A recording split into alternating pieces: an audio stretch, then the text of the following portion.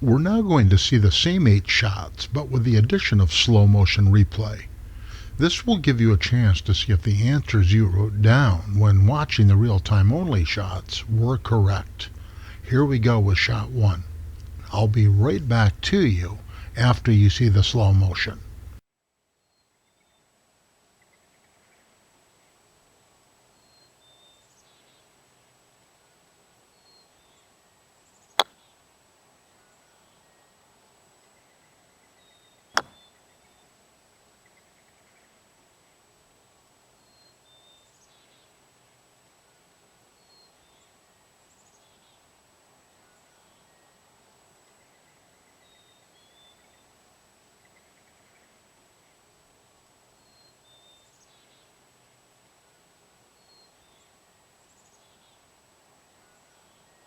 As you can see, the slow motion easily reveals a double tap.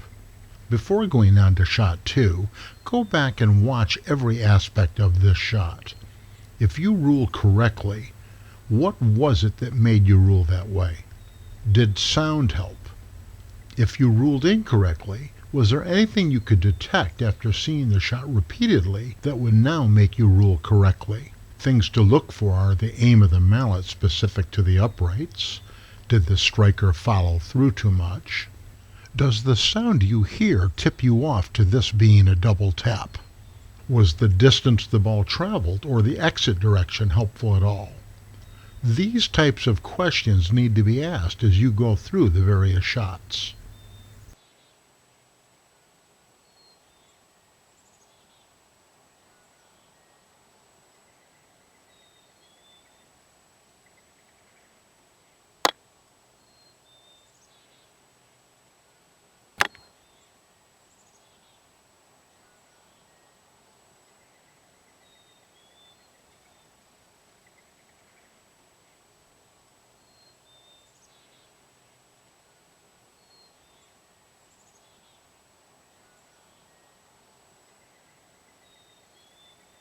Shot 2 was easily seen as a double tap in slow motion.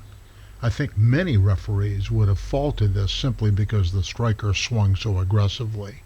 By no means am I saying that faults always occur on aggressive shots like this. Notice the exit direction was off to the left and the direction of the mallet swing was to the left. What would have made the ball go to the left? What about the sound or distance the ball traveled? Like shot 1 and the remaining shots you will see in this segment, go back and review every aspect of this shot. The idea is to be able to consistently notice things that would lead to a correct call.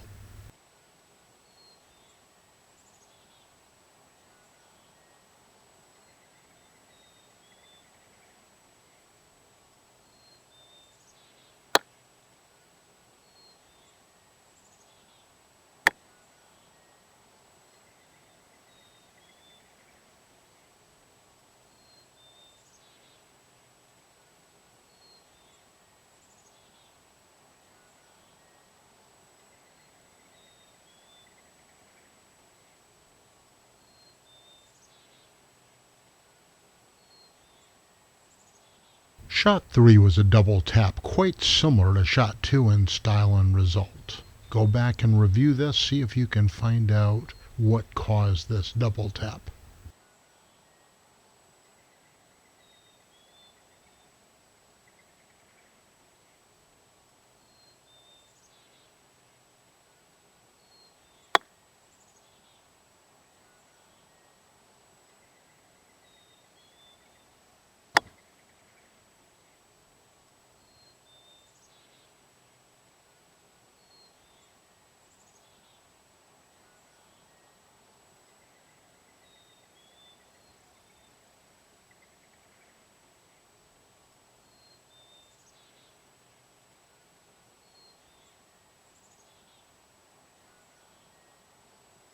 Shot 4 was a crush.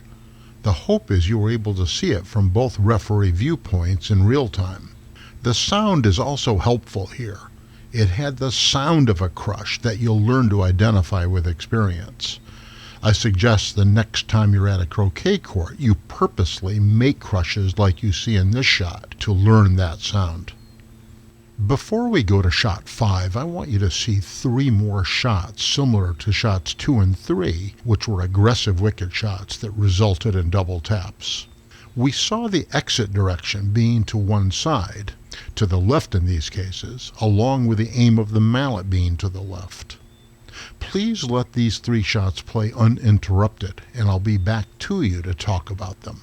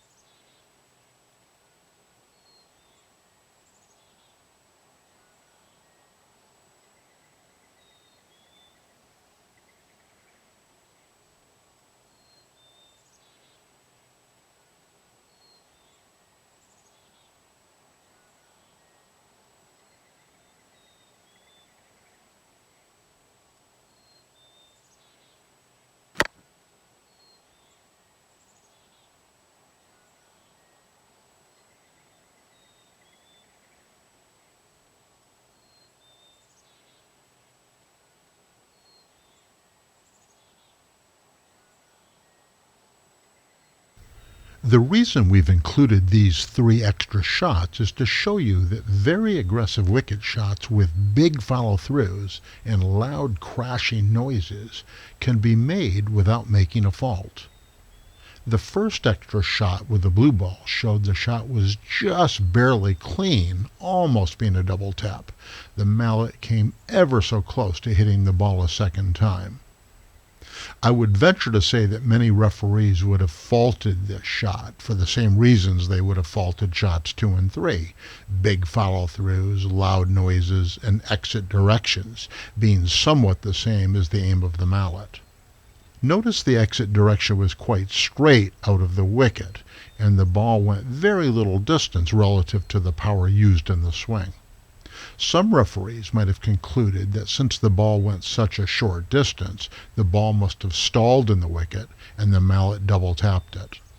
This is a great example of how referees can be innocently deceived. Extra shot 2 with the red ball would certainly have been faulted by many referees, especially due to the exit direction being so much to the right, along with the mallet aim being to the right. This too was clean. Again, very deceiving. The sound of this shot was very loud, with the mallet head crashing into the far upright. Extra shot 3 with a yellow ball was a double tap, with the exit direction being in a different direction than the aim of the mallet. Here, yellow went a bit to the left, out of the wicket, with the mallet aim being to the right. As you saw, these 3 shots did not have the benefit of a referee watching from the non-playing side. There was room for error by the sole referee standing near the striker. The only way any referee of any skill level can be sure of their competence is to do peer testing. That is, referee shots performed by a skilled ball striker trying these types of difficult-to-call wicket shots, and have a slow-motion video camera running so that the result of the shot can be verified.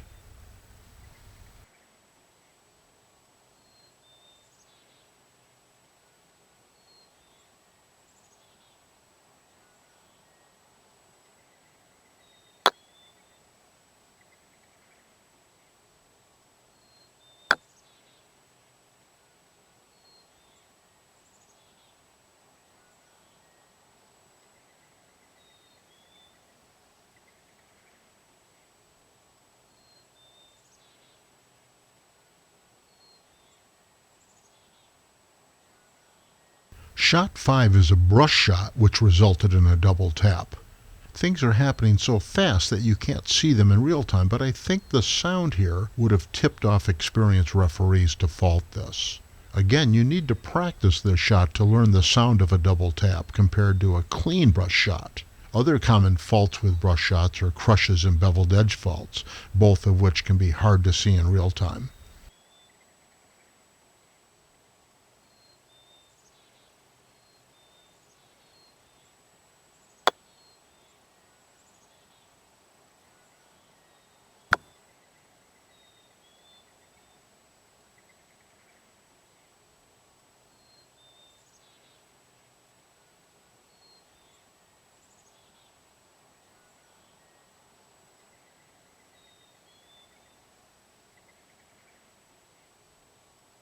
Shot 6 is another brush shot which I believe was clean based on the slow motion replay. Some might argue that a crush occurred, but you can see in the non-plane side still image at the beginning of this segment that there was space between the ball and wicket. I think many referees who have studied this type of shot would have called it clean. The sound sounded clean to my ears. You can see these are very difficult to call because the action is happening so quickly.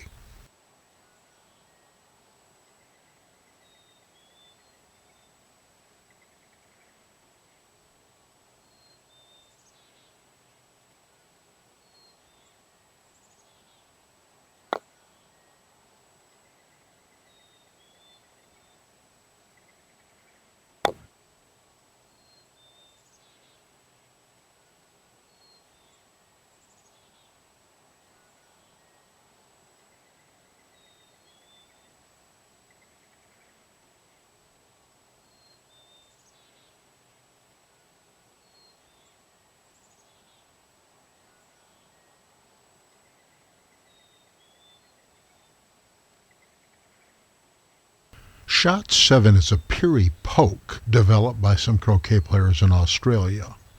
It's a shot which requires the referee to get low to the ground to have any chance of ruling correctly. In this shot, the slow motion reveals no fault. However, some might claim the striking face is sliding on the ball, which it is. There is currently nothing in the rules that disallow this. It's occurring in just a few thousandths of a second, and it certainly can't be seen in real time. Common faults in Piri pokes are double taps and beveled edge faults. As an aside, these shots can damage the lawn with the mallet creating a divot. In USCA 6-wicket croquet, there's no fault for damaging the court, but there is in association croquet and golf croquet. Generally, the more tilted the back of the mallet head is, the more likely a double tap will occur.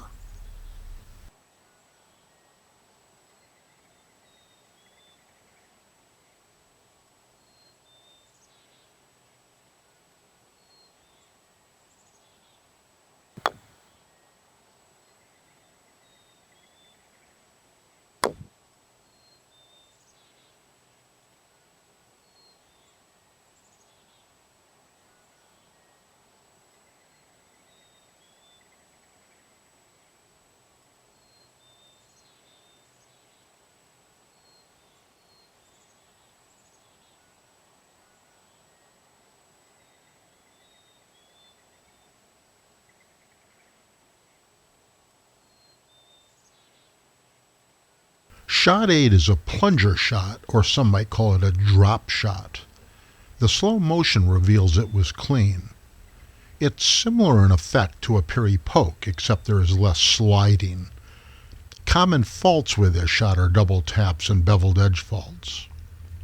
To wrap up this section, which included 11 shots in total, you can see that refereeing can be very challenging, especially in the absence of a slow motion video camera to confirm the shot's outcome. You may have noted the wickets in the featured 8 shots were firmer in the ground than the wickets were in the 3 extra shots. Those wickets were much looser. This can have an effect on how the ball reacts when it hits the far upright.